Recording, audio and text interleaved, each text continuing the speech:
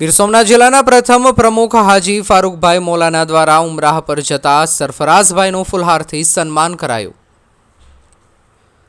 હાલ રમજાનનો પવિત્ર માસ ચાલી રહેલ છે, તેમાં દુનિયાભરના મુસ્લિમો રોજા રાખે છે, નમાઝ પઢે છે અને પુણ્યના દરેક કામો કરતા હોય છે। એમાં પણ જો મુસ્લિમ સમાજનું પવિત્ર સ્થળ મક્કા મદીના જઈ ઉમરાહ અને હજ કરવાનું એ ઘણું મહત્વનું માનવામાં આવે છે।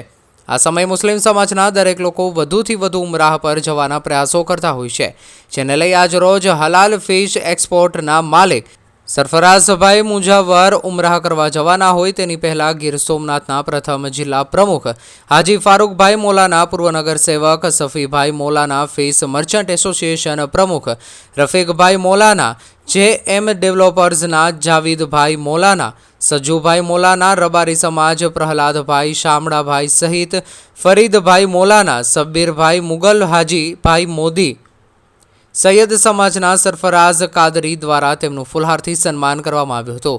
સાથોસાથ દેશની તરક્કી સાથે ભાઈચારા અને અમન બન્યું રહે તેવી દુઆ કરવા સૂચનો કરાયા હતા। રિપોર્ટર જુબેર કકાસિયા, ગીર સોમનાથ।